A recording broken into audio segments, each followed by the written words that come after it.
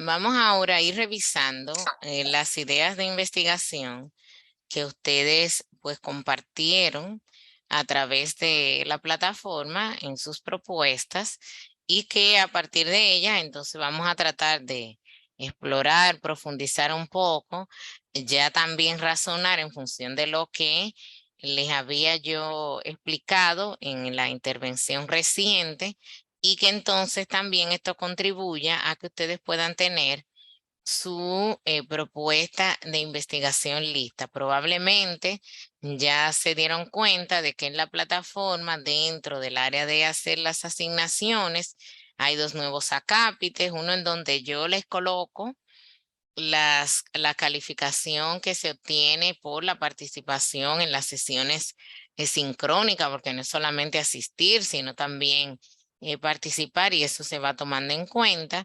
Y una segunda nueva área que es en donde van a colocar el documento de anteproyecto de investigación. Y en él, en esta área, se ha listado cuáles son los apartados que debe tener ese anteproyecto.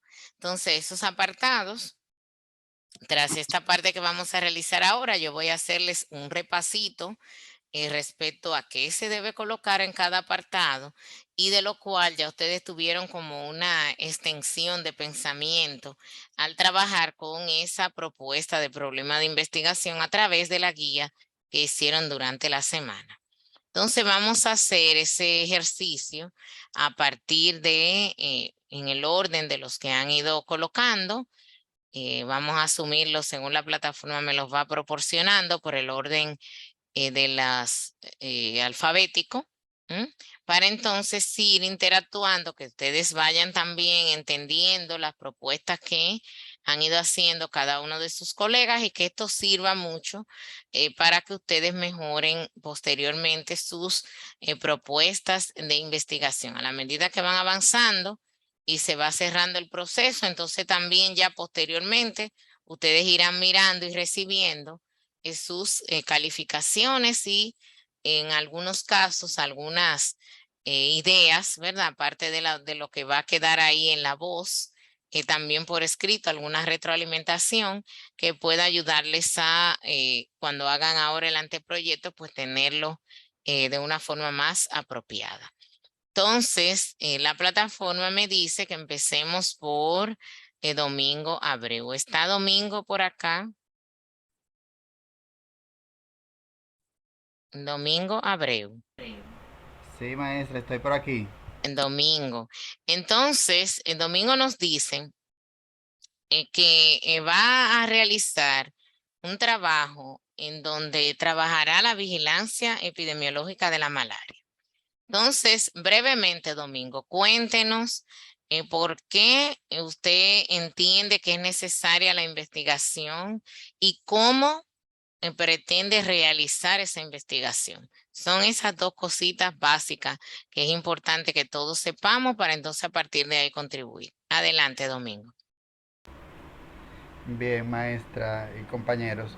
Hace un tiempo yo participé en una actividad que relacionada con el compromiso que asumía el país con la eliminación de la malaria y se hizo un acuerdo, creo que fue eh, para el 2020, ya teníamos que tener eliminada la malaria en la República Dominicana. Sin embargo, luego de eso, se cambió la fecha. Cuando llegó el 2020, se cambió la fecha al 2024. Junto con la República Dominicana, 9 países más de Mesoamérica y el Caribe hicieron el acuerdo. Y entre los países, incluyendo Haití, bajaron la incidencia de malaria en los siguientes años. Sin embargo, y algunos fueron eh, certificados como que la eliminaron, como El Salvador. Ok. Nosotros, sin embargo, eh, subimos la incidencia de la malaria en los años subsiguientes al compromiso, y eso es lo que me motiva a mí a investigar cuáles son las situaciones que se han presentado para que no logremos ese compromiso de eliminar la malaria de nuestra república. Porque ya Haití sería como un país aparte que tenía su compromiso también. Eso es. Nosotros pensamos, eh, digo nosotros, yo Ujú, pienso ujú. buscar información en el organismo estatal encargado de, de la malaria, que es el SECOBES. Ahí yo pienso hacer el levantamiento, ver los documentos. Te dejé de oír,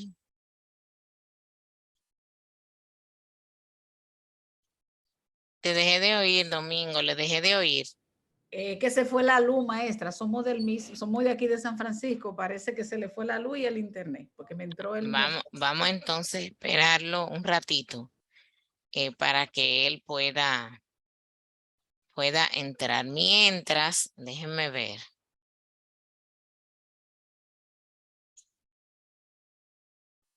Déjenme ver, entonces vamos con otra persona en lo que él se conecta. Deme un segundito, vamos a buscar a otra persona. Ah, ya él está conectándose. Sí, ya él está de nuevo por acá.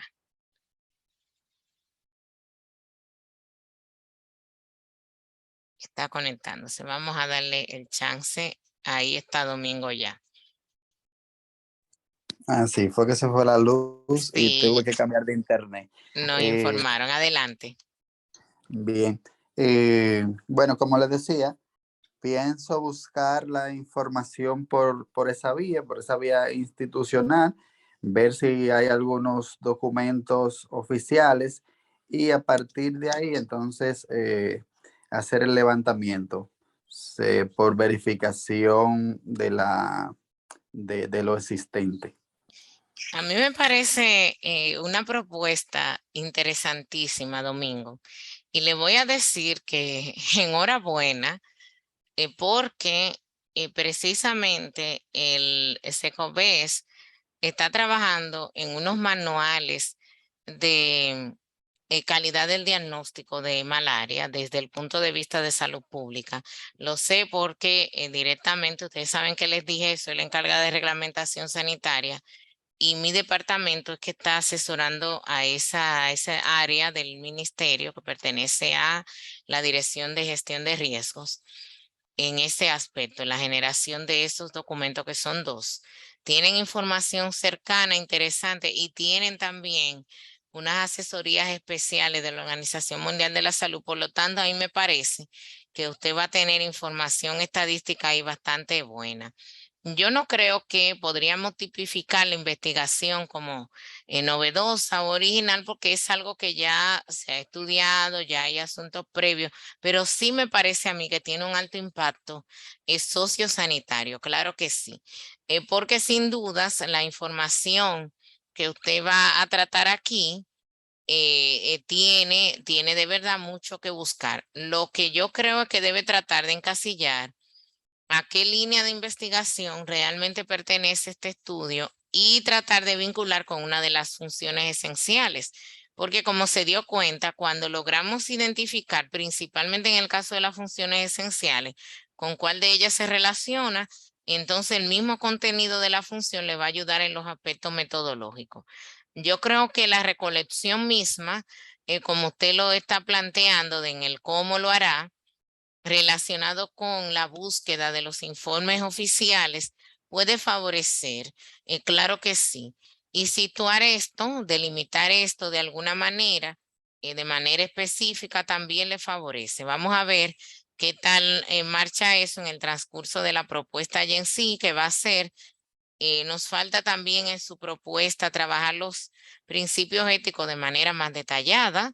Eso es Sí, muy importante para que entonces en vista y definitivamente no hagamos ningún daño al sistema, más bien le proporcionemos beneficios. Y eso es el fondo del asunto que usted quiere visibilizar aquí. A mí me parece una propuesta interesante, es complementar esos aspectos que le han hecho falta, pero el resto, yo creo que además está muy vinculado al área de ciencias de la salud pública. ¿Usted tiene alguna pregunta específica que quisiera Eh, que yo le ayude sí, a responder ahí? ¿Algo sí, que quiera saber? qué bueno que usted mencionó justamente eso de no dañar, porque de hecho no es la intención y se me hacía un poquito difícil eh, buscar información de manera oficial para que si hay alguna debilidad o algo, entonces publicarla, como que se me hacía chocante y no sabría cómo, Tiene que publicarlo sí, tal sí, claro cual, que sí. porque no se trata de personas, sino de una institución. Entonces, cuando se trata de una institución, lo que se hace es que uno trabaja, como les decía hace un poquito de tiempo, a través de los datos oficiales.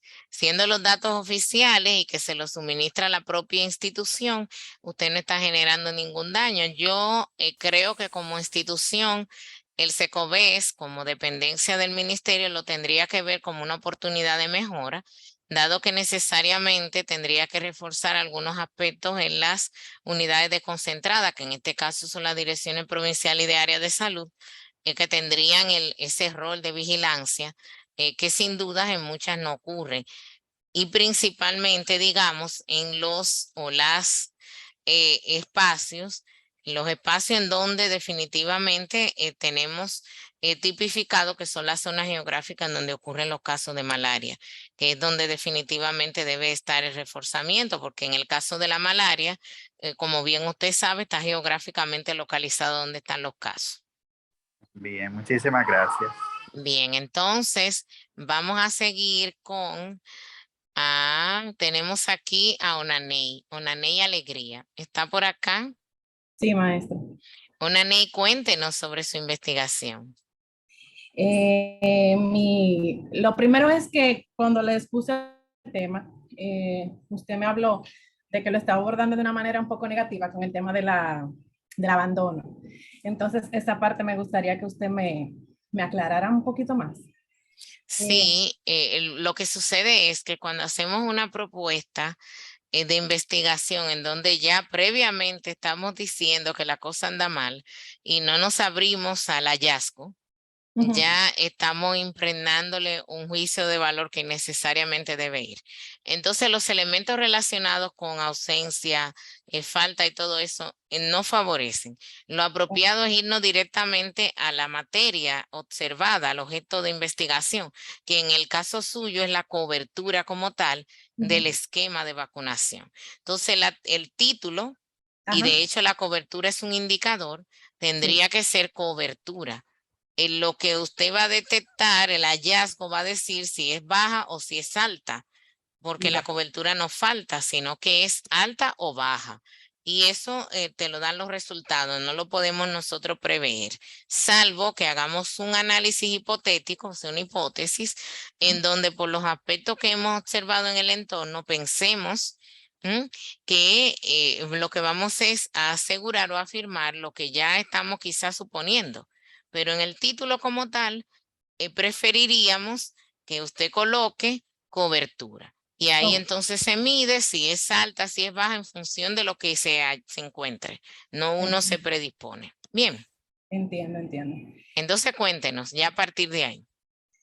Sí, una de mis, o sea, de la cosa que despertó en mí también fue un reciente brote que hubo de difteria en el país. Entonces, yo pensé, o sea, surgió en mí la idea de que si hubiese un estudio real y reciente de eso mismo de la cobertura, de cuáles son las vacunas con mayor cobertura o menor, se hubiese evitado el brote porque se crean medidas para reforzar esa área.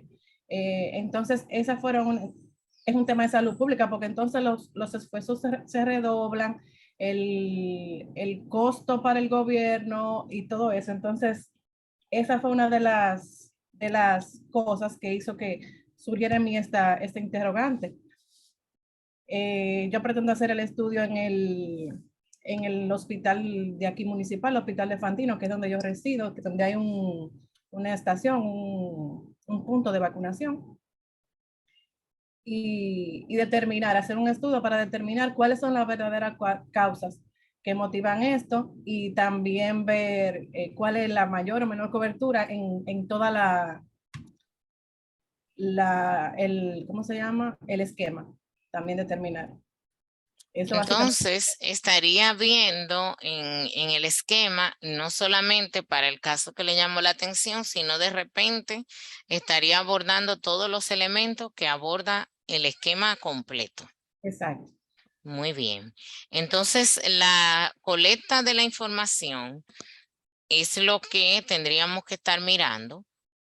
¿Desde dónde a dónde usted estaría haciendo esa búsqueda de los datos? ¿Qué tiempo usted se propone? ¿Va a ser en el camino de los niños que van llegando o va a irse a los registros? ¿Cómo usted propone que se haga esa colecta? Yo pensaba hacerlo prospectivo, pero pienso que hay que ver la boleta también para determinar. Entonces ahí en esa parte tengo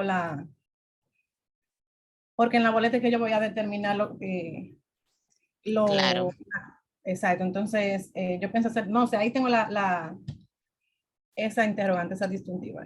Yo creo que puede trabajar de ambos aspectos porque de hecho uno podría facilitar al otro demostrar también el asunto de la calidad de los registros. O sea, podría encontrarse con la eventual situación de que no necesariamente anden los registros escritos y electrónicos alineados con lo que aparece en la cartilla que tiene en la madre, en las manos. Entonces, todos esos elementos serían interesantes a ver. Yo creo que tendríamos un estudio bastante interesante. Podría usted encontrar muchísima información. Ahí puede usted ampararse de muchos elementos. Tiene muchas ventajas. Incluso la directora de la Escuela de Salud Pública es parte del equipo estratégico del programa como tal del PAI. O sea que tiene ahí usted salubristas de alto nivel que le pueden ayudar a hacer la colecta de la información porque, por supuesto, para medir cobertura necesita una base.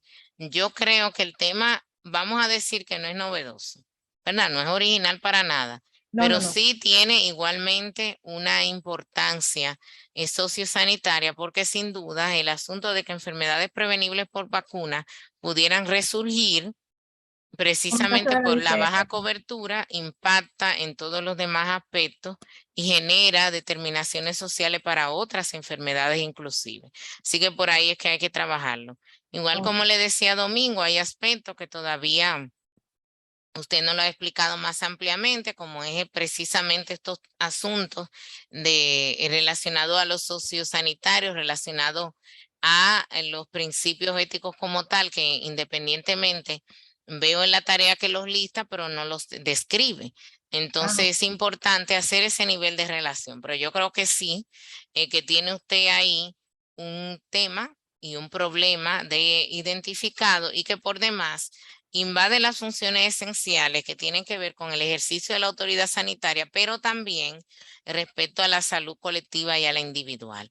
Y por supuesto toca elementos económicos, tanto a nivel estatal como a nivel individual, porque lo que sucede en una familia cuando se pudo haber evitado, ¿verdad? Una patología a través de una vacuna es también un gasto de bolsillo elevado que no necesariamente el sistema lo cubre. ¿Tiene alguna pregunta? Sí, muchas, pero yo se las voy a hacer de manera individual a usted más adelante. Muy bien. Gracias. Entonces, déjenme ver quién sigue.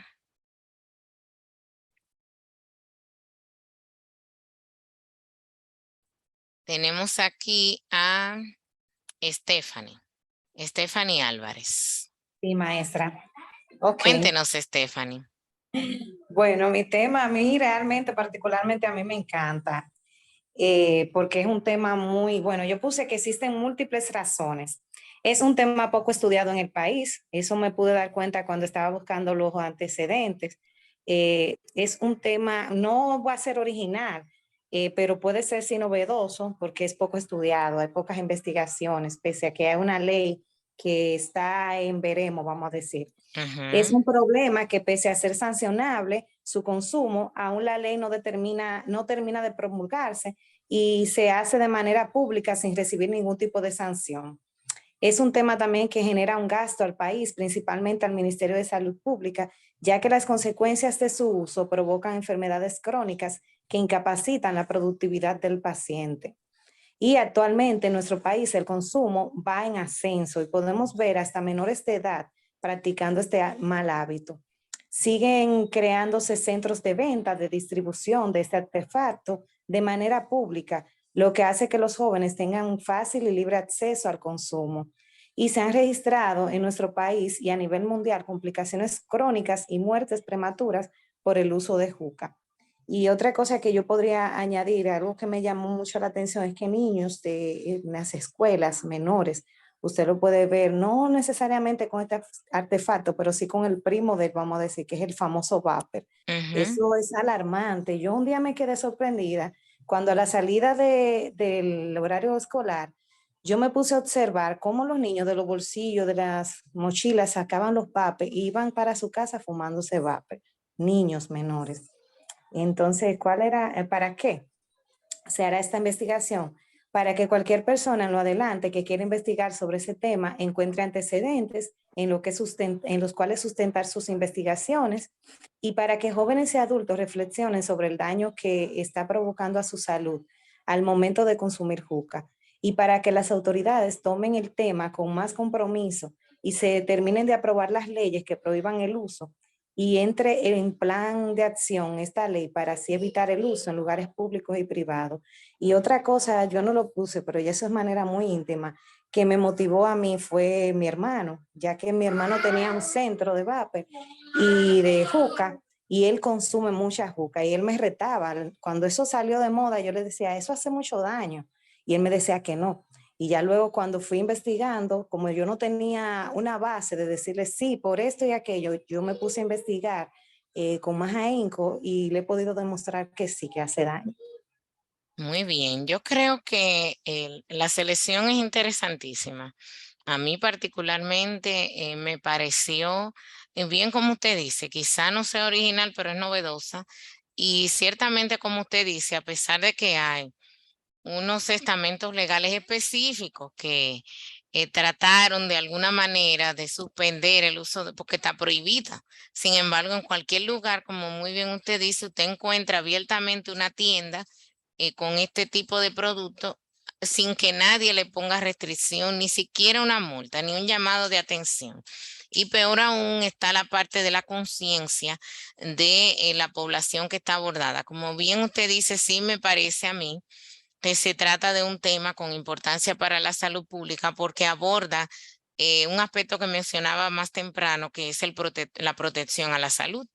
No necesariamente la prevención de la enfermedad, sino en este caso, la protección de la salud. Y como bien usted dice, aunque parecería algo inofensivo, cuando estamos incluso sometiendo a una población tan joven a exponerse a este tipo de actividades, estamos también abriendo la puerta a que ellos se adentren a otras, porque como todo ser humano, llegará el momento en que se van a cansar y van a experimentar con otro tipo de sustancias que no necesariamente son las que habitualmente se ponen en la juca.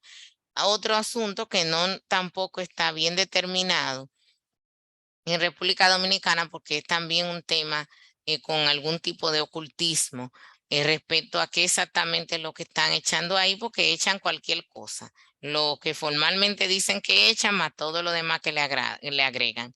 Entonces, yo creo que sí, y que puede perfectamente esto abordar el elemento de la autoridad sanitaria como tal. ¿Por qué? Porque habiendo ya una ley que nos da otro estamento del Estado, podríamos preguntarnos por qué las direcciones provinciales, que son el brazo, ¿verdad?, operativo, el punto desconcentrado del Ministerio de la Salud, estando en los espacios, ¿verdad?, locales, en todos los espacios geográficos, se permiten ver en sitios así y no proceden como corresponde. Y la parte que usted señalaba también de la promoción de la salud implica que entonces en el sistema educativo formal se verifique si se está generando algún tipo de acción para generar educación para la salud en este tema.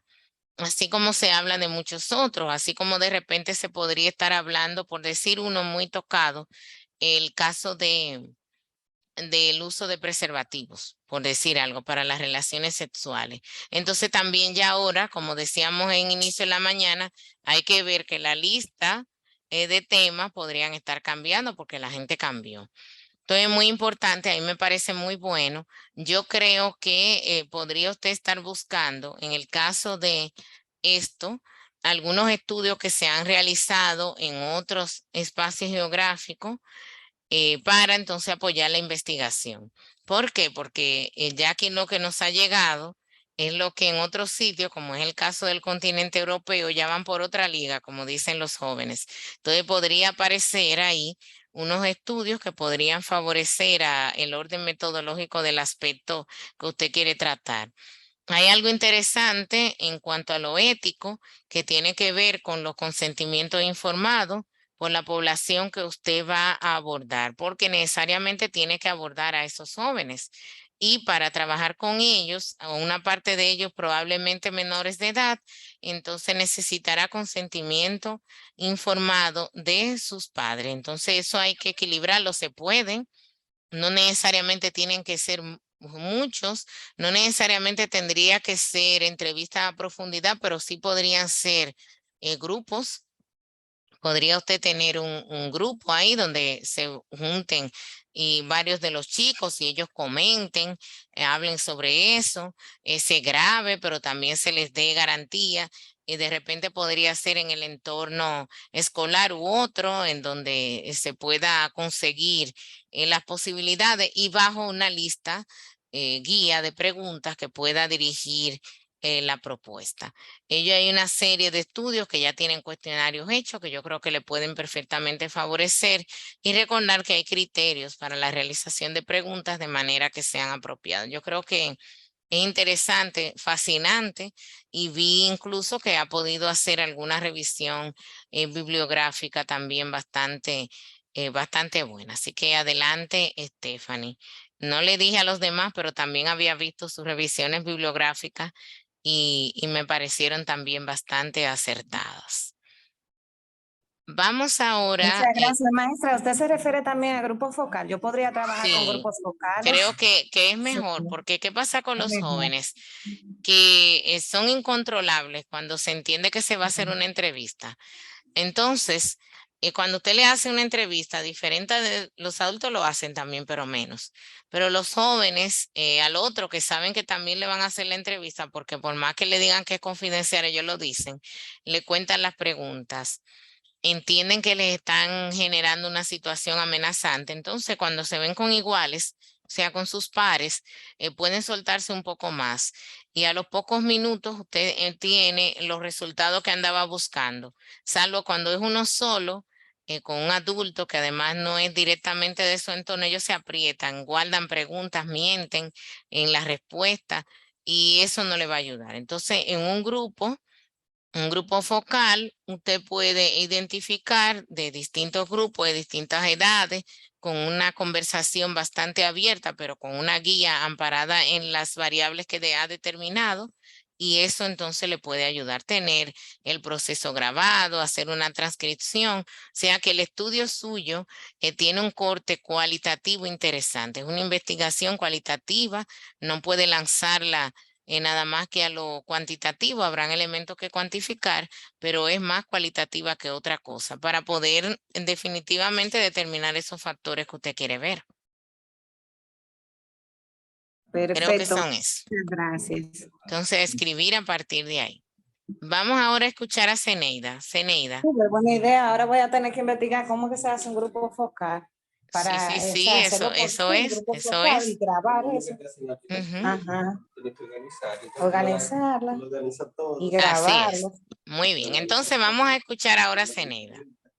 Es un proceso interesante el que Sí, tiene voy a tener usted que con esos motivar, aunque sea grupos con focales, 500 ya pesos. verá. Ya verá que es interesantísimo. Vamos ahora con Zeneida Adelante, Zeneida. Sí, pero Buenos días. Bueno, entiendo que es necesaria la investigación que voy a realizar, ya que Ujú. muchos adolescentes embarazadas desconocen sobre el tema, lo cual en este trabajo pretendemos además orientar sobre el mismo e impulsar en la consulta de los adolescentes sobre la prevención y el cuidado que se le debe prestar a cualquier infección de transmisión sexual, sobre todo en el embarazo. Sabemos que existen más de 30 bacterias, virus y parásitos que se transmiten por contacto sexual, lo cual pretendemos, lo cual puede traer como consecuencia complicaciones durante el embarazo, como es el caso de la transmisión materno-infantil, pudiendo causar complicaciones al recién nacido, infertilidad, efectos psicosociales y demás. Con esta investigación pretendemos entonces determinar la caracterización y los principales factores de riesgos sobre las infecciones de transmisión sexual. Muy Además, bien. identificar, Continúe. además, identificar los factores sociodemográficos que inciden, además los medios por los que han recibido información sobre las infecciones de transmisión sexual, igualmente su conocimiento sobre los síntomas y posibles complicaciones, la forma de contagio y los medios de transmisión, y los medios de prevención, perdón. Ok, yo creo que tenemos acá un estudio bastante viable. Yo creo que también la propuesta, la definición que hace respecto al cómo lo hará, es lo que necesita ampliar en la justificación. Y también respecto a por qué escoge a las adolescentes y no a todas las embarazadas en común. Yo podría decir que entiendo el por qué a no todas las embarazadas, los libros ya nos dicen. Entonces, en el caso de las adolescentes, quizás vamos a hipotéticamente decir que tiene mucho que ver precisamente con esa etapa en la que se han embarazado sin la necesaria información y por demás los abruptos y algunas veces la detección de un embarazo en un trimestre más adelantado porque muchas suelen ocultarlo por bastante tiempo. Entonces, todos esos elementos necesitan también ser explicados en su investigación. Como se trata de adolescentes, tenemos que profundizar mucho en los aspectos éticos y yo vi que en el escrito que usted nos envía, no necesariamente todo el detalle de los principios éticos está, entonces tendría que ampliarlo. Yo no creo que se trate de un tema original, mucho menos novedoso. Sí que es interesante por la población en la que usted aborda, porque siempre se hacen estudios relacionados con el embarazo adolescente, mas no necesariamente los estudios se hacen tomando en cuenta un aspecto específico ya cuando la muchacha está embarazada.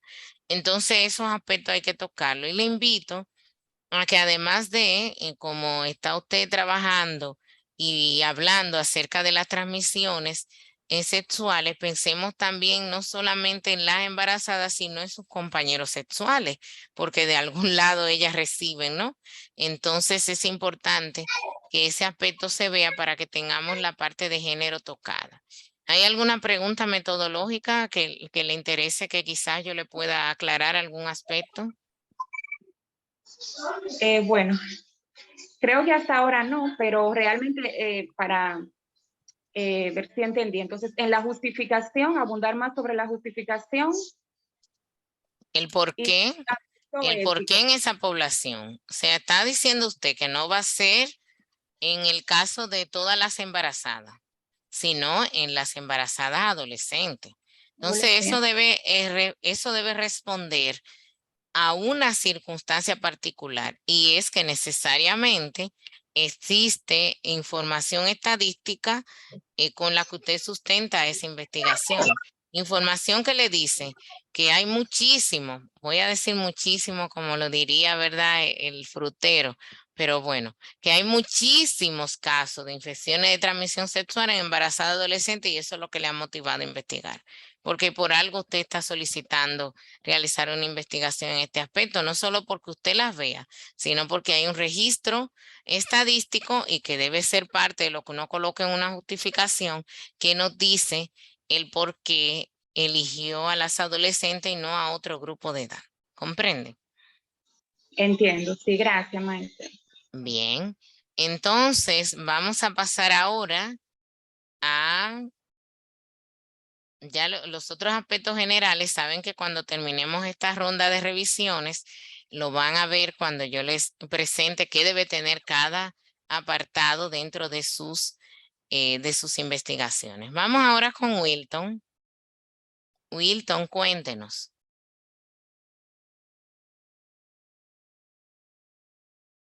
Wilton. Wilton no está. Yo no le veo. ¿Alguien sabe de Wilton? Parece que no está Wilton. Wilton estuvo conectado ahora, hace un momento, maestra. No sé si por alguna razón u otra. Se desconectó. pero Vamos sí, a pero él pasar a estaba otra conectado persona también. en lo que él resuelve esa situación. Vamos entonces con Nicauri. Nicauri está. Sí, maestra, aquí estoy. Cuéntenos, Nicauri. Buenos, maestra, y buenos días, compañeros. Mi tema se trata de manejo tóxico en las unidades de diálisis y de diálisis peritoneal y hemodiálisis del Hospital San Vicente de Paúl. Me pareció un tema interesante, ya que este tema es un poco complejo en lo que son los manejos de desecho tóxico en estas unidades, porque me llama la atención que no sabemos el destino final de estos desechos, ya que son sumamente contaminantes y que pueden contaminar tanto al personal que labora en el centro como a las personas que lo reciclan y a los mismos pacientes y también a la sociedad en general. Entonces, como pude observar en algunas lecturas que tuve que de estos manejos más reciclados pueden contaminar y llevar al entorno enfermedades futuras que puedan generar un costo alto en lo que es el sistema de salud y también que guarda mucha relación con lo político y con esas situaciones. Entonces, un tema que no diría que es original, pero sí en el hospital, en lo que estuve investigando, en el hospital es original porque hay algunas de las unidades que ese tema no ha sido tocado. Bien, Nicauri. Como había comentado antes, me parece que es una buena elección. Ahora bien, ya leyendo lo que usted nos había enviado, yo incluso en el comentario, que lo pondré visible al terminar de conversar con usted, él le ponía que lo que ciertamente favorece a que esto se incline por donde queremos es a que se trate de verificar las normativas, hacer una comparación con respecto a las normativas que ya tenemos, en los documentos normativos que ya tenemos para el manejo de desechos hospitalarios y el qué hacer, lo que se hace en el hospital, si se lleva conforme a lo que está ahí. Entonces esas normativas implican desde el reglamento técnico para la habilitación de los servicios clínicos y quirúrgicos, que tiene unas especificaciones respecto al manejo de desechos, o sea, lo que debe tener el establecimiento de salud, pero también lo que tiene que ver con las normativas que establece la Dirección de Salud Ambiental con respecto a estas cosas y con respecto principalmente también a los desechos humanos. Entonces, habría que hacer una relación en su investigación con estos aspectos, porque si muy bien usted nos da una idea general respecto a estas cosas, no vi en lo que nos explica en dónde sitúa las normativas, que las hay. Inclusive en el caso de las unidades de hemodiálisis y diálisis peritoneal, para el proceso de la habilitación de unas y otras hay unos requisitos. Entonces, lógicamente, esos requisitos deberían estar reflejados en la propuesta de estudio. No es agarrar y trasladar todo lo que tengan las normativas, sino más bien irnos a identificar cuáles son esos aspectos que se hacen necesarios en esa propuesta normativa que nos da el Ministerio de Salud por su condición de autoridad sanitaria y a la que debe acogerse el establecimiento, y que por ende el establecimiento está obligado a cumplirla porque se le habilitó porque supuestamente tenía esa condición. Entonces, por ahí que hace falta hacer algunos ajustes a su investigación en ICAURI. ¿Tiene Sí, algunas maestra. preguntas? Sí, maestra, estuve observando en cuanto a eso, que vi que principalmente en el área en la unidad de diálisis peritoneal, hay una normativa que guarda relación con lo que es el manejo de desechos tóxicos, pero no tuve el alcance, tengo que seguir investigando para buscar la relación que existe entre esa normativa y a establecer alguna diferencia en lo que es la unidad de hemodiálisis y diálisis peritoneal, porque las normativas son diferentes. Claro. Aún son desechos tóxicos que provienen de pacientes ya clínicamente enfermos, pero se manejan diferente, porque hay unos que son más contaminantes que otros. Claro. Entonces, todos esos elementos hay que verlo. De hecho, hay unas normativas que ni siquiera son de salud, sino que son aquellas que manejan otras instancias, como es el caso de la municipalidad, ¿verdad? Con el asunto del manejo de los desechos. Y recuerden que en el caso de la habilitación, se exige que los espacios, si no tienen el proceso para la incineración directa en las, o sea, el degradado de los desechos en el mismo establecimiento, tengan una contratación especial de una compañía que haga esta labor. O sea que hay una serie de elementos que usted podría estar aprovechando. Sí, como vi en lo que es la que guarda relación, como ya le puse con lo que es la alcaldía de las diferentes poblaciones, entonces ahí también me referí que tengo que hacer una visita, tengo que hacer una investigación de cómo, de qué forma ellos participan en eso, ya que veo que la recolección de esos desechos tóxicos son ligados con todos los tipos de desechos. Creo que sí. ¿Tiene alguna otra pregunta?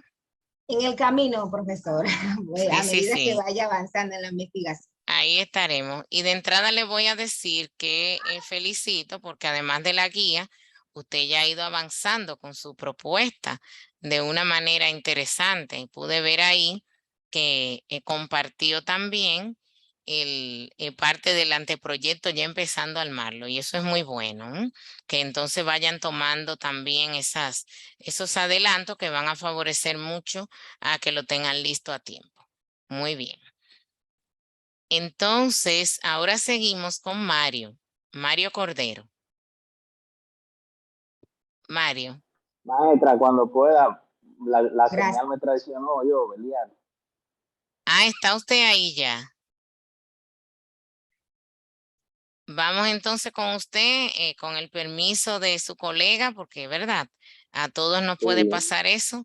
Adelante, Pedirle Belial. disculpas, maestra. Lo que pasa es que yo estoy en un proceso ahora mismo, el cual entré a una residencia médica en el Cabral Ibáez, y usted sabe, no sé si usted sabe que un R1 a veces no se gobierna. No se gobierna ni se independiza. Usted está metido en muchas cosas al mismo tiempo.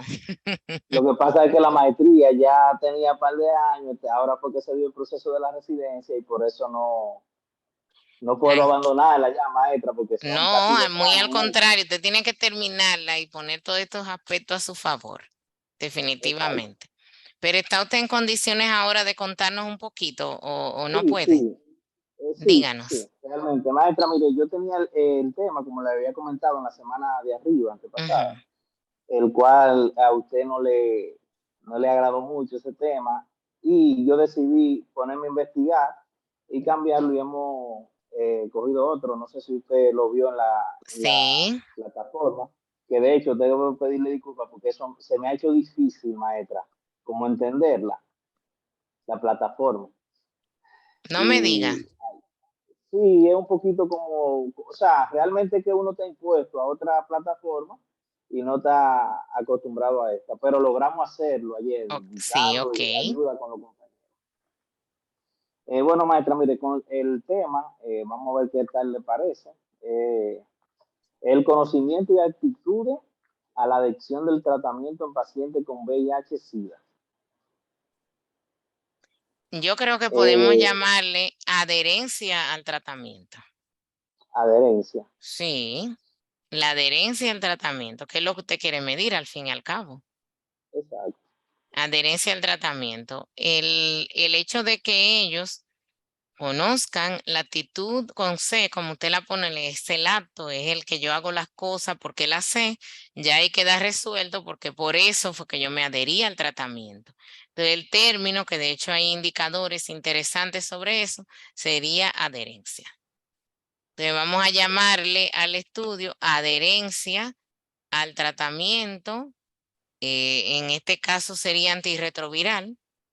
Antirretroviral. Ajá, adherencia al tratamiento antirretroviral en usuarios de la consulta o de los servicios de atención integral, que como se llama, del hospital tal, que ya luego se reduce ese nombre para darle un poco más de la parte mercadológica a la propuesta cuando la vaya a publicar. Pero es adherencia. Okay.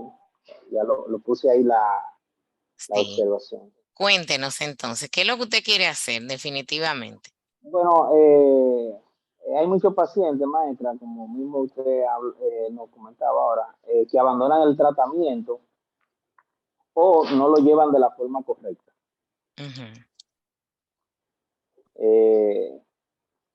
Esta investigación es para concientizar a la población, cómo realizaríamos el estudio. Por medio de levantamiento de información con pacientes que asisten a la consulta por su tratamiento por VIH.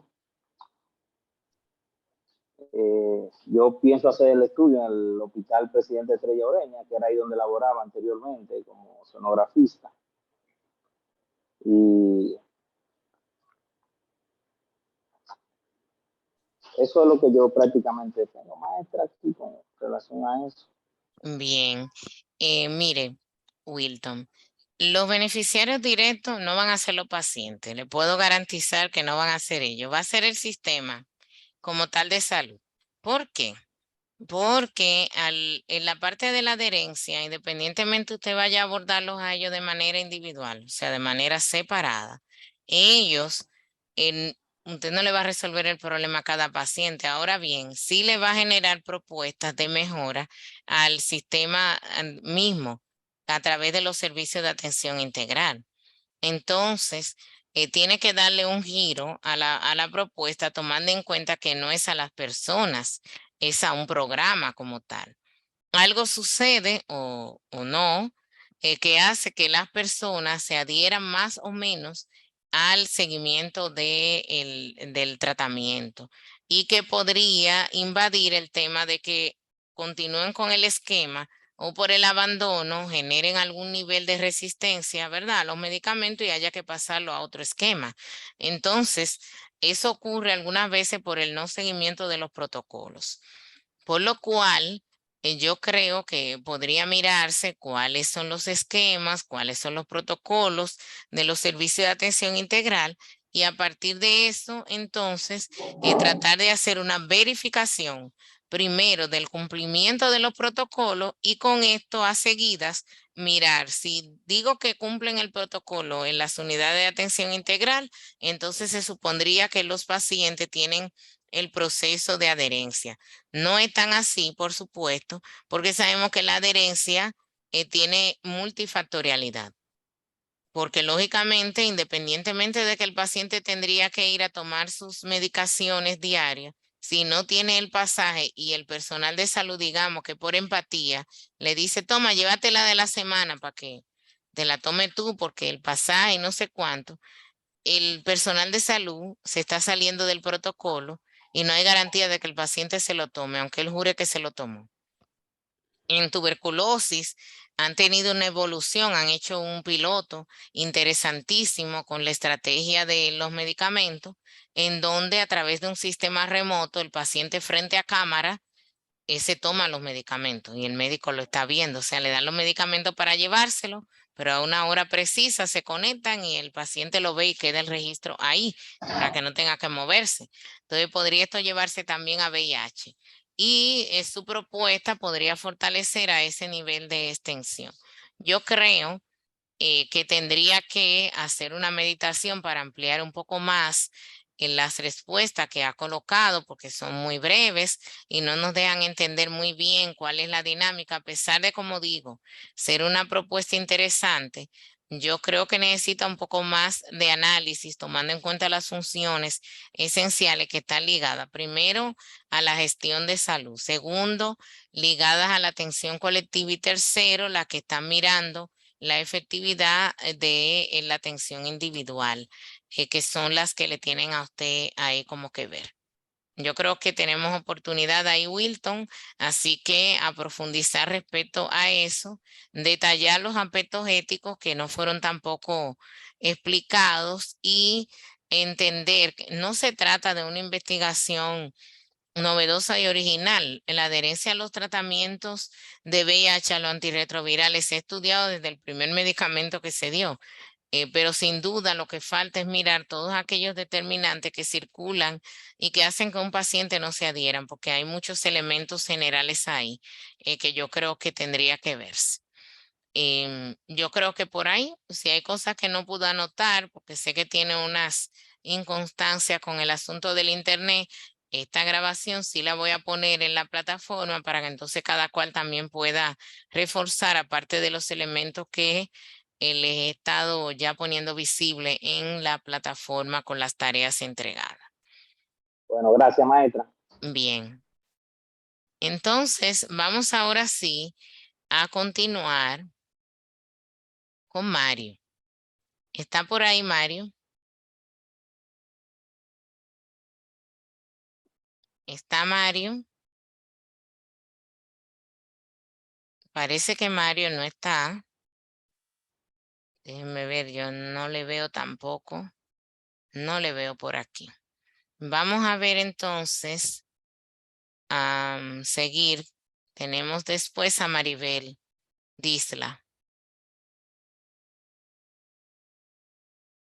Maribel. Sí, buena maestra. Hola, cuéntenos, Maribel. ¿Cómo está, maestra? ¿Cómo están, compañeros? Estamos bien. Qué bueno. Como le dije la semana pasada, maestra, en la próxima semana, mi tema es conocimiento, actitudes y creencias en adolescentes con relación al embarazo. Este estudio lo voy a hacer en base al hospital donde yo trabajo, en base a cuestionarios, preguntas. Aparte de eso, voy a tener, el tema para mí es interesante porque son muchas las adolescentes que no tienen conocimiento en sí de lo que es la prueba, el VIH.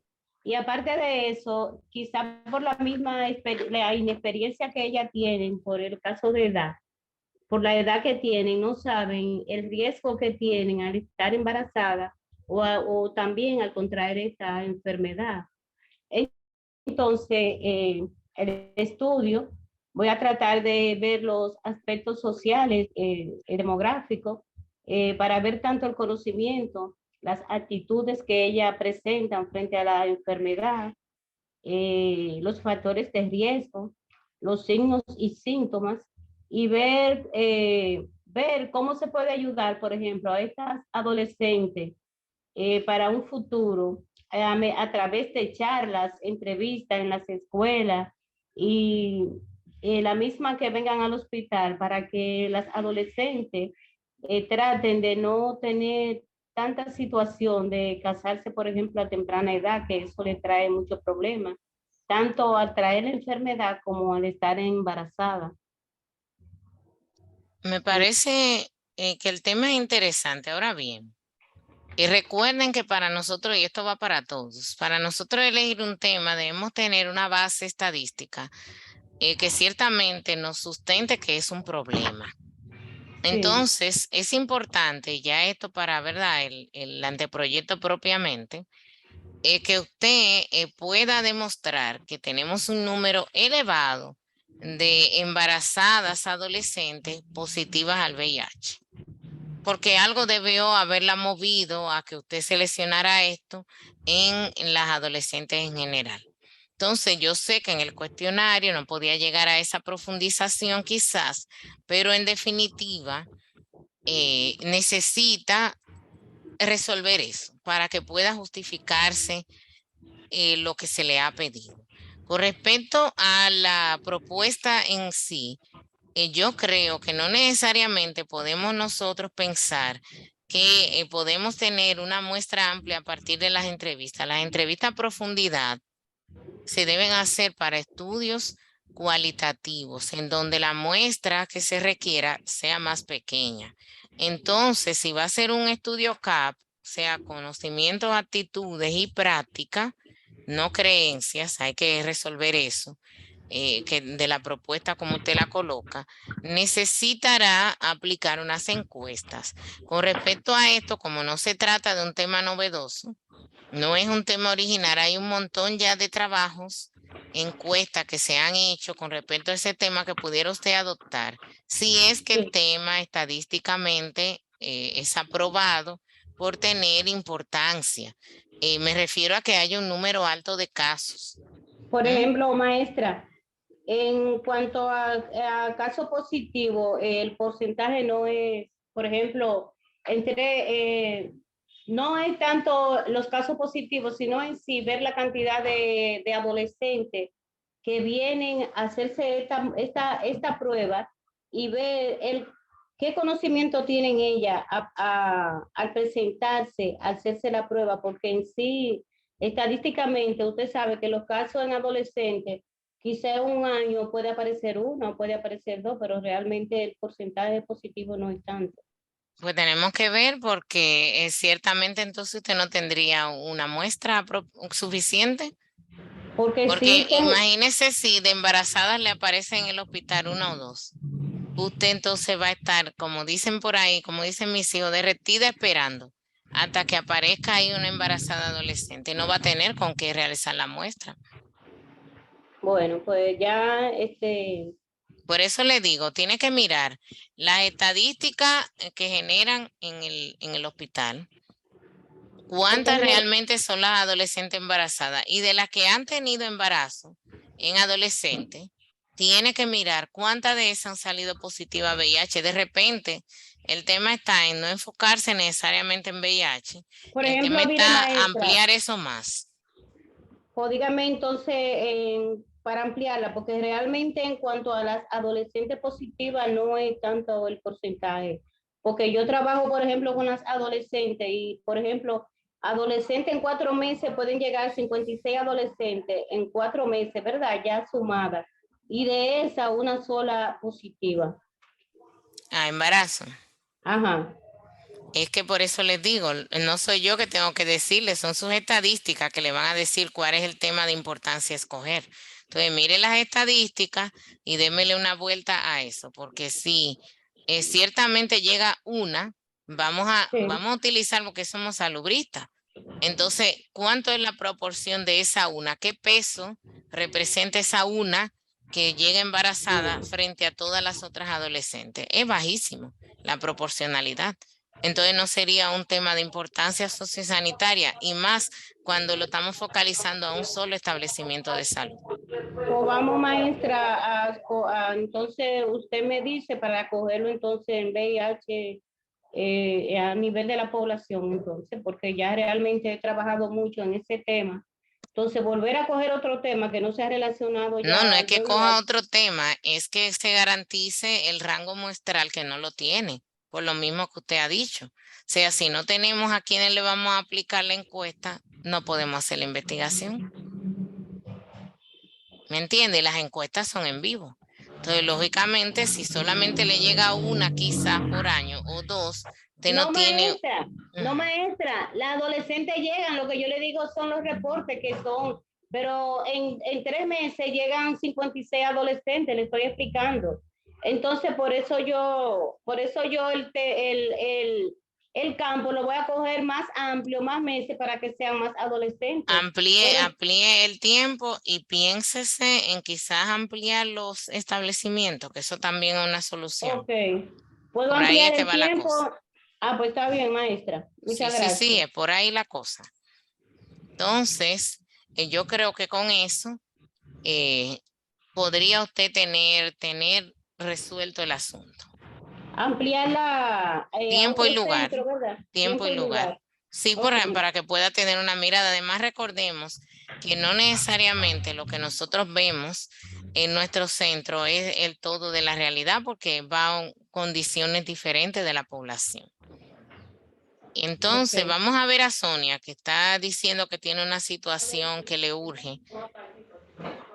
Sonia. Profe, buenos días, compañeros. Buenos días, Sonia. Adelante. Gracias, profe. Mi tema me llama lo que me motiva es, primero, ver la cantidad de accidentes que hay en mi provincia, hasta a nivel de todo el país. Pero yo me circunscribo a mi provincia, a Samaná. Y cómo estos pacientes o estos accidentes son una carga económica para el país o para el sistema de salud pública. Y que esta carga económica, yo no puedo evitar que suceda la carga económica ni que el paciente tenga un problema de salud, pero sí yo puedo evitar que el paciente con medidas tenga el accidente, que es la causa del problema. Entonces, por eso es que me llama la atención. Yo quiero ver cuál es el impacto económico que tiene esos accidentes, tanto para el país, para el sistema de salud.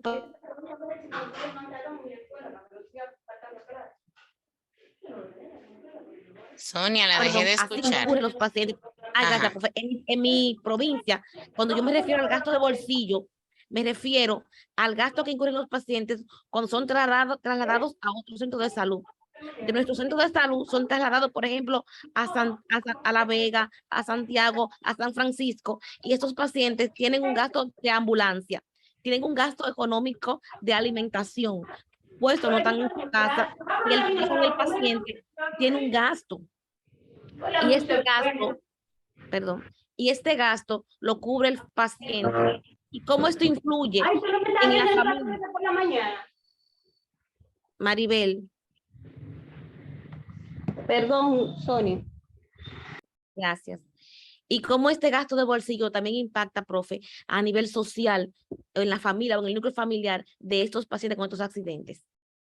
A mí me parece interesante, y como ya había comentado en aquella reunión telefónica, yo creo que ahora sí tenemos acá una vuelta hacia la salud pública. Por lo que leí en la propuesta suya, tenemos elementos del cómo se realizará, que podríamos entonces ayudar a fortalecerlo, teniendo primero la revisión documental, que usted ha señalado bien que la va a realizar, fortalecer con los elementos estadísticos, y entonces a partir de ahí mirar primero el gasto de bolsillo como un elemento general, cómo lo tipifica el sistema, pero también a partir de las personas que se ven vinculadas a este tipo de eventualidad. El asunto del abordaje, a quién usted va a abordar, es lo que no me quedó todavía completamente claro, puesto que yo creo que el abordaje no necesariamente tiene que ser solo a uno ni a otro, sino a todos los involucrados. ¿Cómo usted propone hacer esto? Porque no podemos quedarnos solamente con la información que nos aporta el establecimiento. Por ejemplo, yo entendía, o sea, tengo pendiente, por ejemplo, hacer una investigación con a los expedientes de los pacientes que llegan al hospital y de una manera u otra investigar, porque así como lo mandamos a otro hospital, ver cómo en otro hospital se manejó el paciente. Porque, por ejemplo, muchos de los pacientes que se refieren son con traumas craneoencefálicos severos. Muchos de los pacientes que se han referido, profe, yo sé qué ha pasado con ellos, porque muchos han fallecido. Son tan severos los traumas que uno luego cuando ve al familiar sabe que el paciente ha fallecido, y siempre te manifiestan, ay doctora, lo sacaron y gastamos, mire doctora, que vendimos una casita, una tierrita y se murió. porque el paciente cuando sale de la provincia, todos los gastos, el Estado no se los suple. Y muchos de los estudios, usted decía ahorita algo, yo pensaba hablar, cuando hablando de las FES, y cuando usted hablaba de los especialistas, me sentí un poquito mal, porque yo tengo una lucha en mi provincia, que muchos de mis compañeros saben, donde mi hospital es un hospital provincial. Yo soy la encargada de un área de cirugía, profe, y da pena de que yo tengo que hacer huelga, yo tengo que llamar a la población, yo tengo que hacer paros para que me adecúen el área para yo poder trabajar. Yo les digo, a mí me conviene que se cierre el hospital y no trabaje a nivel público con cirugía. Los pacientes van a acudir a nivel privado, pero ¿cómo yo compenso? ¿Cómo mi dignidad, no mi dignidad, cómo yo le recompenso a Dios lo mal que estoy haciendo? No sé si usted me Claro, dio a entender. le entiendo. Porque se supone que esas personas muchas veces venden lo poco que tienen. A veces los pacientes llegan a la consulta de una loma y no hay un ticket. Si yo llego y digo, no, yo la voy al final. Si usted me espera al final de los tickets, yo lo veo sin ningún inconveniente. Son de una loma que gastan 100, 200 pesos para bajar al pueblo, que no lo tienen a veces para subir. Yo tengo pacientes privados, profe, que dicen, doctora, yo traje 2,000, pero la consulta son 2,000 y yo con que me voy, digo, no tenga 1,000, váyase por su casa, preocúpese, déjelo a la mitad. Entonces, es mucho lo que tal vez nosotros no sabemos lo que está pasando a nivel de salud. No hay equidad, no hay igualdad, no es equitativo, profe, si no tenemos cómo movernos económicamente después que nos sacan de nuestra provincia, si no tenemos ese recurso económico de bolsillo, el paciente no tiene. Lo mandan, por ejemplo, a un hospital, a una tomografía, y el hospital no lo tiene, lo mandan a un centro privado. Si no tiene con qué hacerlo privado, no se le hace. El tratamiento es mucho más tortuoso y más lento, y muchas veces el paciente fallece sin un diagnóstico real, profe. Así es, así es. Entonces yo creo que, Sonia, el ajuste es solo ese, asumir lo que tiene que ver con los determinantes. ¿Por qué? Por estos aspectos que van más allá de la gestión administrativa de los establecimientos. Es una parte que tiene que ir a los aspectos sociales, a ese departamento social que debería estar conectado de otra manera con otros estamentos del sistema, el de Estado, para favorecer a las personas que tienen menos, porque definitivamente entonces sería inequitativo, y usted lo ha descrito muy bien, porque al que menos necesita se le da igual que el que más necesita. Profe, Entonces eso es inequidad. Por ejemplo, profe, yo le decía cuando yo estaba haciendo el tema, que miren, muchas veces que yo, por ejemplo, entiendo que es importante, porque si hacemos pautas y damos recomendaciones, donde inmiscuiremos a la comunidad, donde haremos un grupo satélite, donde se comunique cada lesión o cada daño que haya a nivel vial. Por ejemplo, usted conoce la carretera del Nordeste. Sí. La carretera del Nordeste, usted no va a encontrar un hoyito, usted no va a encontrar una tapa quitada. ¿Por qué? Porque hay un sistema vial y de supervisión continua, donde ante cualquier eventualidad se repara, y esto disminuye la cantidad de accidentes. Si nosotros miramos en la autopista del Nordeste, hay accidentes, pero son pocos, y los pocos que hay no son por daños no son por daños viales, sino por problemas del mismo conductor o del vehículo. Así es. Hay en muchos lugares en nuestra provincia. Miren, el día pasado hubo un accidente porque un joven pasó por un policía acostado que tenía las proporciones muy altas, aunque él venía rápido, pero las proporciones del tamaño que tiene que tener y la altura que tiene que tener un policía acostado, este era un coronel. Entonces, hubo un accidente, el paciente falleció. Otra cosa es que la gente rompe la calle y nadie se da cuenta de lo que está pasando. Algo, profe, que ustedes decíamos ahorita, y me gusta que yo hable tanto, es que, por ejemplo, hay que tener penalidad con las cosas que no se hacen. ¿Usted cree que es justo que las guaguas compren las tapas de las alcantarillas de la calle como hierro viejo y la gente lo venda, y el que lo compre, y que nadie tenga ningún tipo de castigo? No hay repercusión, así es. El Estado. Entonces, si empezamos por ahí a poner reglas, a poner orden, y que el que rompa arregle, podemos disminuir los daños en la calle y por ende disminuir los accidentes, profe. Claro que sí, Sonia. Entonces yo creo que podríamos tener ese pequeñito ajuste, yéndonos por la línea de los determinantes, para también hablar de impacto económico, que es directamente lo que usted también está abordando, que tiene una repercusión interesante en lo que tiene en lo social, en lo que la familia accede dentro de los elementos que usted ve de manera cotidiana, y ya con eso entonces se puede echar a andar el proceso investigativo, Sonia. Así que seguimos por ahí con lo suyo, y yo creo que los aspectos son interesantes, así que vamos a ver hasta dónde podemos llegar con esa propuesta, Sonia. Gracias, profe. Muy bien. Entonces, ya nos queda, ¿verdad? Déjenme ver, media hora antes de irnos al almuerzo. Vamos a aprovechar estos tiempos en algunos de ustedes más, para que así el día luego no se nos haga más corto de lo que probablemente va a ser. Vamos a ver con Griselisa, por favor, que nos comente. Yo pude ver su propuesta. Cuéntenos a ver. Sí, deme un minutito. Yo voy a hablar sobre la vigilancia, espérate.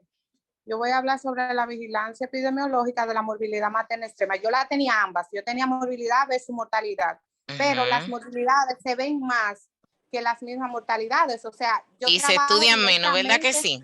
Y se estudia menos. Muy Entonces, bien. yo mejoré según lo que usted me explicó el fin de semana. Leí, reorganicé y ya usted sabe.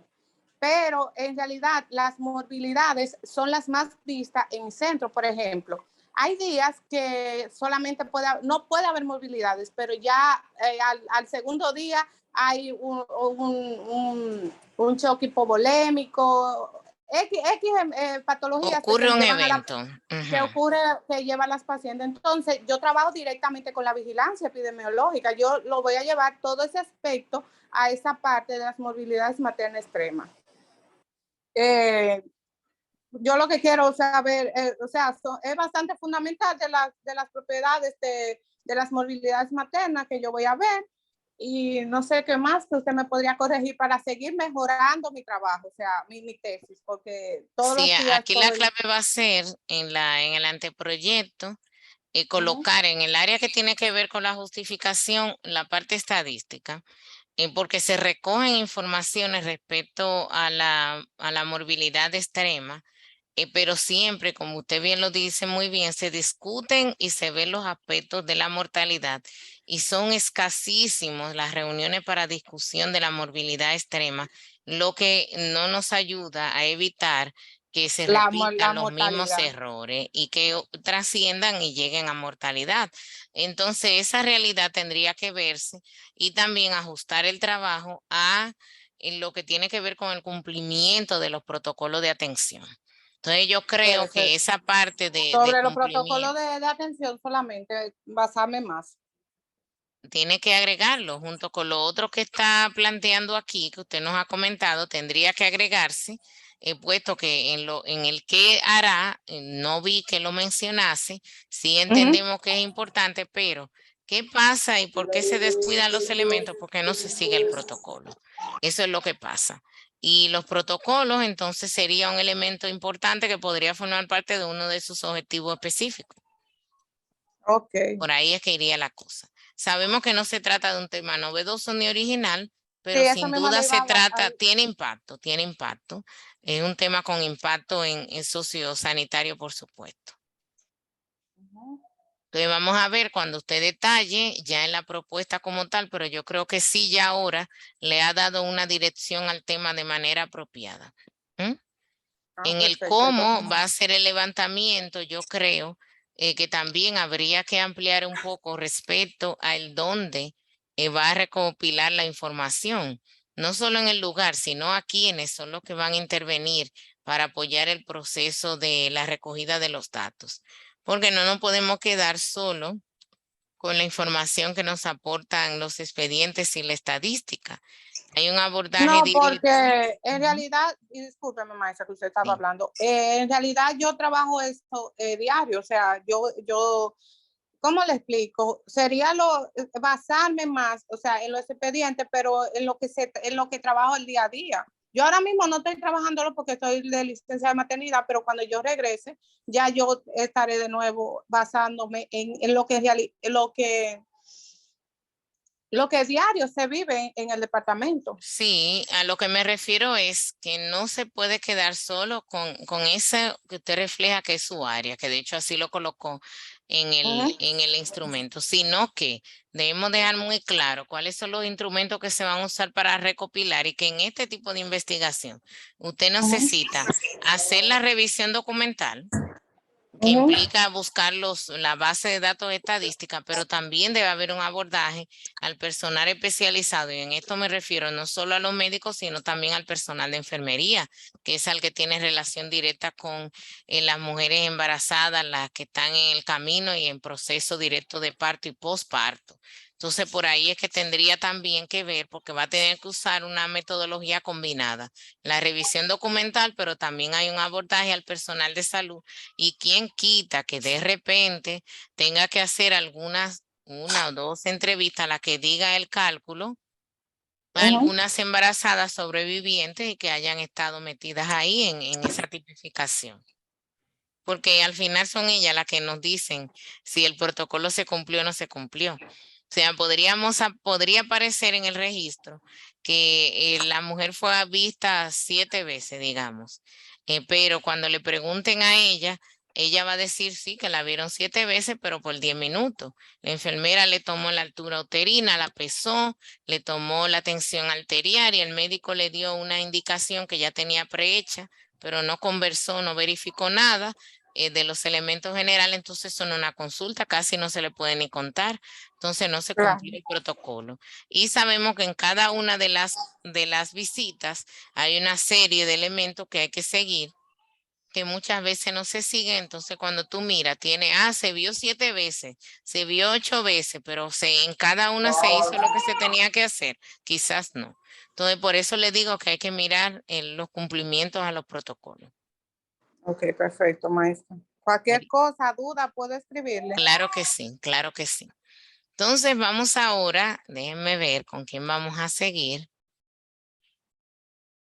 Con Marieli Gomera.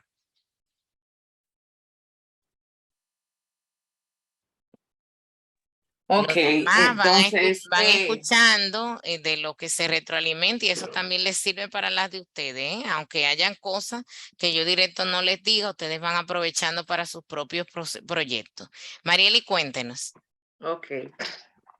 Bueno, en cuanto a la diabetes mellitus, todo el mundo sabe que la diabetes mellitus, así como otras patologías crónicas no transmisibles, siempre han sido de seguimiento y de importancia para lo que es la OMS.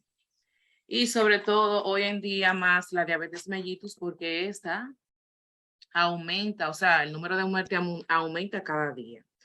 Entonces, yo me desvié, o más bien quiero estudiar lo que son los factores de riesgo, como tenía anteriormente, pero en este caso ya, luego de la transformación y de la otra clase, bueno, sino que quiero abordar de manera más general lo que son las determinantes sociales que influyen en las complicaciones. O sea, estas determinantes sociales a un paciente diagnosticado con diabetes mellitus, ¿cómo le afecta?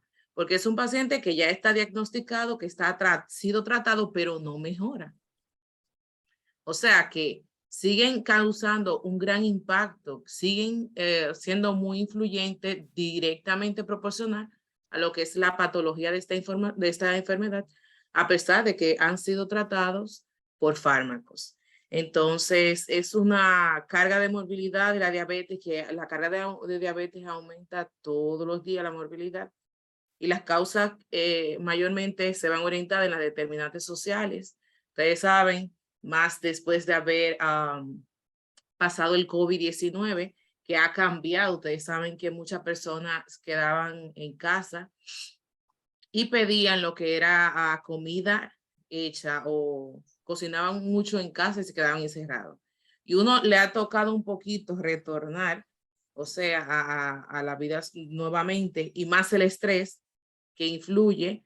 Entonces uno sigue comprando comida, no se está interesando en el peso, o sea, todos vamos a morir, como que todos estamos un poquito ya como que hemos valorado, sí, tengo diabetes, pero como que yo siempre estoy gorda, no bajo de peso, o sea, fumo, puedo beber, o sea, como que esa parte no nos la abordan. Y cuando un paciente se siente en una consulta, quizás 3 minutos, le aborda el médico, ¿qué está comiendo? Yo le dije, bueno, pero no es un interés de yo proporcionar que esa persona salga de esa consulta sabiendo lo importante que es la alimentación. Cuando yo recibo en la emergencia a un paciente bien descompensado, que lo veo la semana completa, que va ya con hiperglicemia, ¿qué? Entonces, cuando tú le dices que cenarte, come yuca, come batata, come lo que sea, pero entonces sigue haciendo hiperglicemia, pero yo me puse mi insulina y entonces esas cositas, sobre todo a esas personas que viven lejos, hay que enseñarle qué comer que le haga bien, aunque viva en la montaña, aunque viva en el barrio, aunque sea rico. O sea, que hay que diferenciar ese estatus social y enseñarle a comer desde donde lo que tienen. Porque es que si yo le digo, mira, compra yogur a una gente que ni siquiera tiene para comprarse un desayuno, pues quizás la estoy poniendo difícil. Pero cuando yo le digo, mira, si tú tienes el guineíto en el patio de tu casa, coge ese guineíto y hiérvelo, y el huevo que ibas a freír, pues hiérvelo también. Entonces ya yo estoy disminuyendo. Si tú no tienes tiempo para salir a caminar, pues coge a tu niño chiquito, póntelo en el hombro y caminen también por ahí, pues quizás hasta te relajes y te desestreses. Entonces voy colaborando.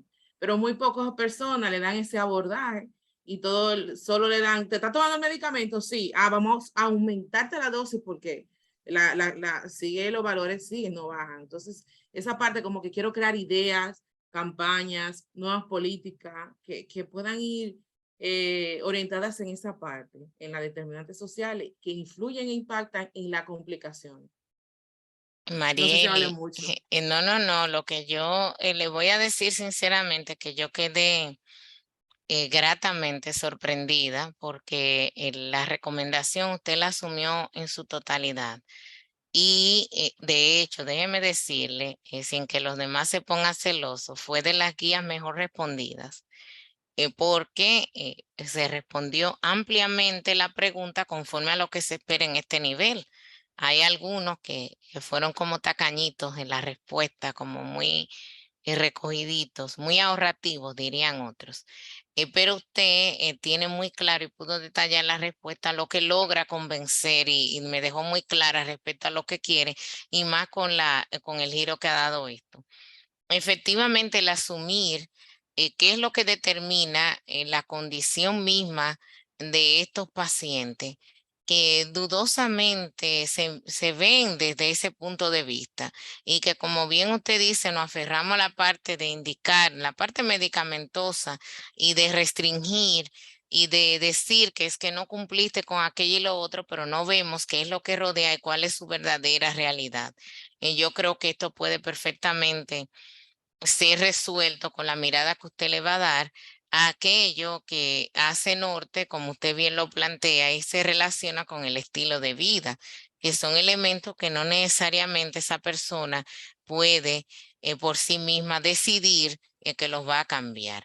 Así que, Marieli, yo no tengo ahí grandes cosas que decir, porque incluso la explicación de cómo usted pretende hacer la investigación, yo creo que satisface al alcance. Vamos a ver ahora cuando le toque ahora ensamblar todo eso en el anteproyecto, cómo se da, pero por ahora yo creo que estamos bien situados con su tema y le ha dado el giro que se estaba esperando. Marieli. Gracias, maestra. Muy bien, entonces, yo sé que estamos casi goteando, pero nos quedan 15 minutos para aprovechar. Entonces vamos a dar el chance a Victoria. Victoria. Por aquí estoy, maestra. Victoria, cuéntenos. Bueno, usted me corrigió en la clase pasada, me estaba diciendo que mi tema era un poco clínico, o estaba muy clínico. Entonces, no sé si ahora usted tiene factores de riesgo en los adultos, jóvenes y hipertensos. Sí. Muy bien. Ese era el tema. En verdad yo pienso, en verdad pienso que el tema no es novedoso ni original, pero sí es relevante. ¿Por qué? ya que la hipertensión arterial es una enfermedad crónica que afecta aproximadamente a 50 millones de personas y se presenta principalmente en adultos mayores. Y sin embargo, año tras año se ha podido observar una alta prevalencia de esta enfermedad en jóvenes, sobre todo en aquellos obesos y sedentarios, pero también se ha visto en aquellos que cultivan una vida sana. Es por esto que la UNAP Máximo Gómez no ha sido la excepción, ya que tiene una gran población de adultos jóvenes con esta enfermedad. Ok, entonces aquí, ahora sí, Victoria, ahora sí. Lo único que vamos a necesitar es que usted haga un cálculo proporcional. O sea, ¿a qué se refiere esto? De todo lo hipertenso que yo tengo que determinar cuántos son adultos jóvenes, tomando en cuenta ese rango de edad que es el que etiqueta que una gente es adulto joven, para entonces yo poder con eso, a partir de ahí, ¿verdad?, justificar en mi investigación en ese lugar. Que por supuesto le ha llamado la atención precisamente porque se ha elevado en relación a lo que originalmente ocurría. Y eso ocurre realmente en todo el país. Entonces usted puede, para el proceso del apartado de justificación del anteproyecto, colocar desde la información general, que ya usted ha venido hablando sobre eso, y qué bueno, en lo que nos aporta la información mundial, que ciertamente ha ido cambiando la aparición de hipertensión, se ha ido mudando hacia una población más joven, y concretando eso con lo otro, con lo que ocurre a nivel nacional y más cercano en su región. Yo creo que ahora sí tenemos lo que estábamos buscando, Victoria. Muy bien, maestra. Gracias. Entonces ya lo otro es el asunto metodológico, que lógicamente implicará que se haga esa revisión del cuántos, pero también ese momento oportuno del diagnóstico, por qué se acercaron a buscar la atención, cuál fue el mecanismo de selección para llegar a esa decisión diagnóstica, pero qué es lo que está pasando también con estos jóvenes que sobrepasan los 18 años, pero no son muy jóvenes para estar debutando con una hipertensión arterial. Entonces habría que identificar, y está muy cercano a lo que presentaban hace un ratito una de sus compañeras, bueno, recientemente, cuando ella hablaba de diabetes, que a veces no quedamos enfrascados en la parte de la atención y indicar el medicamento, pero debe haber algo que tengamos que resolver en lo relacionado a la prevención y a la protección de la salud, que no estamos haciendo, y que hace que entonces pasado mañana me llegue otro joven y dentro de 3 años me lleguen más. Entonces, el estudio suyo va a contribuir a que detectando qué llevó a estos, se puede evitar que lleguen otros. A mí me parece maravilloso. Gracias, maestra. Así que ahora sí como que la dejo respirar, Victoria. La tenía ahí, ¿verdad? Pero creo que ya lo logramos. Muy bien. Gracias, maestra. Vamos ahora entonces a escuchar. Todavía nos da tiempo a escuchar a Heidi. Heidi, ¿estás por ahí? Sí, maestra, por aquí estoy. Díganos, Heidi. Bueno, usted me corrigió la clase pasada que le cambiara un término a lo mío, ya se lo puse, que era demostrar el nivel de efectividad que tuvieron las vacunas anti-COVID-19 en la prevención de las formas graves de esta enfermedad. Esto lo hago para aportar al nivel de desconocimiento y confianza que hay a nivel poblacional en relación a la vacuna. No sé si usted llegó a escuchar, pero yo sí, en mi centro, que la gente siempre me manifestaba, ¿para qué yo me voy a poner la vacuna si como quiera a mí me va a dar el COVID? Y no saben que era para prevenir las formas graves de esta. De hecho, todavía hay gente que me sigue manifestando lo mismo y no saben que tenemos grupos que son prioritarios, como son los ancianos, las personas con comorbilidades, inmunosuprimidos y entre otros, y la gente como que no conoce esto. Muy bien, Heidi, yo creo que ahora sí, porque antes estábamos relacionando de una manera diferente. Ahora estamos diciendo en la propuesta que usted nos muestra que se supondría que quien recibió las vacunas, y miren que esto es importante porque va a medir también los aspectos administrativos, porque habrán quienes se pusieran la vacuna y llegaran al nivel grave.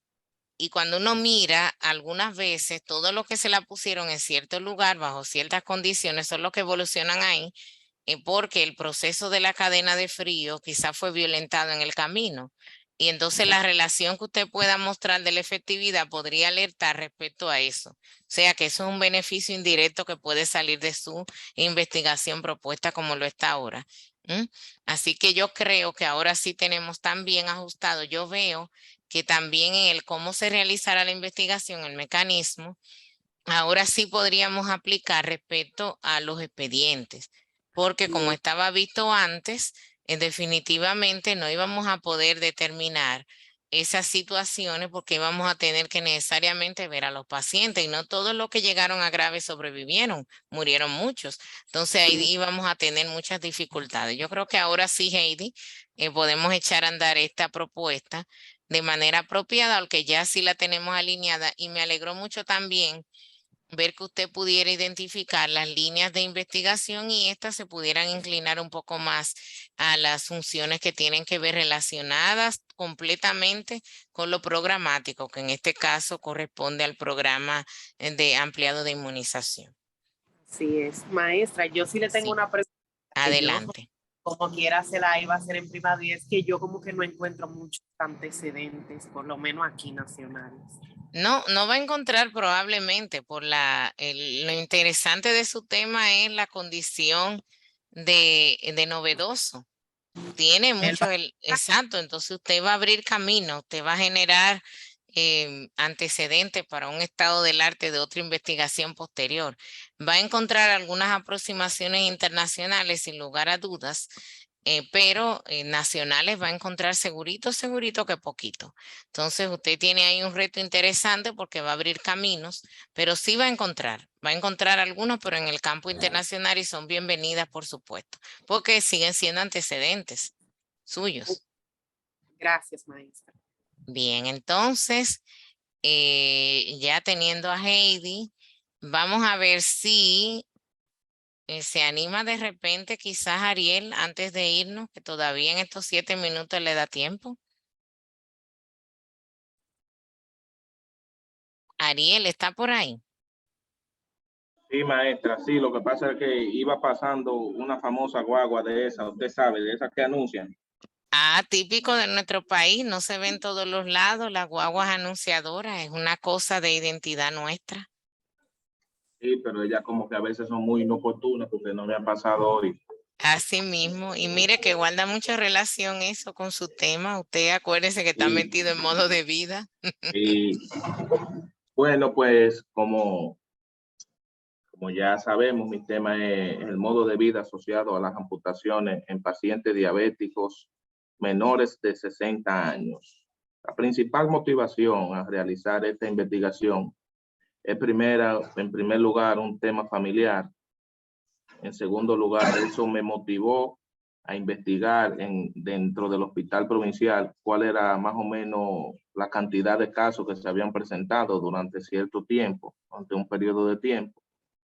Y viendo esas estadísticas y lo frecuente que es que se han amputado personas jóvenes, pues nos motivamos a ver, en principio era el estilo de vida, pero luego de algunas aclaraciones que recibimos por parte suya, entonces nos movimos a ver cuál es el modo de vida, cómo ellos viven.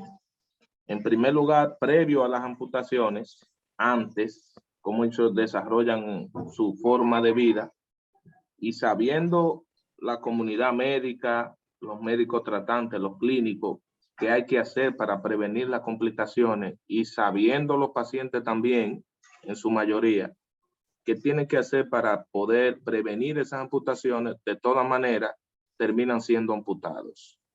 Y todavía tenemos un número importante de amputaciones.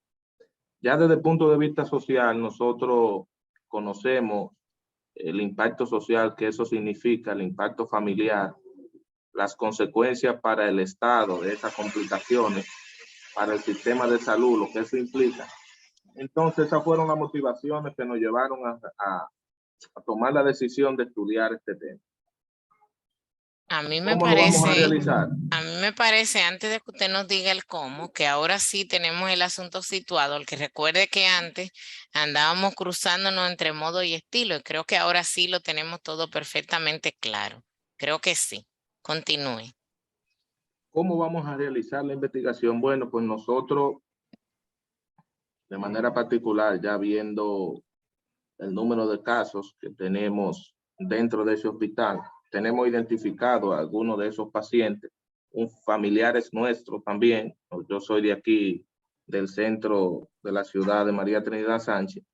Entonces nosotros, en primer lugar, vamos a ver frecuencia y vamos a conocer los casos. Y vamos a ver también si en ese momento tenemos pacientes internos para tales fines. Luego de identificado, entonces nosotros vamos a realizar entrevistas a los pacientes, pero también vamos a realizarla no solo en el hospital, sino que queremos trasladarnos a los hogares, porque para ver cómo viven, tenemos que verlo en el lugar donde ellos viven. Con esa particularidad de que nosotros queremos ver cuál es el modo de vida de esos pacientes y finalmente nosotros realizar recomendaciones de qué se puede hacer para que los pacientes puedan llevar sus medicamentos de la mejor manera posible, puedan tener estilos de vida saludables, puedan tener una alimentación correcta, o por lo menos las recomendaciones de cómo habría que hacerlo de acuerdo al estilo de vida de estos. Muy bien, Ariel, yo creo que ya sí estamos situados en lo que va apropiado para nosotros. Yo creo que lo único que ya entonces debe usted entender es que su estudio va a ser de corte cualitativo. En lo cuantitativo va a ser más para basar la investigación porque usted tendrá que asistirse de entrevista a profundidad a esos que ya están identificados y he de imaginar que no va a ni siquiera probablemente llegar a 10 entrevistas porque tiene que profundizar tanto como sea posible en todos los aspectos que tienen que ver con modo de vida.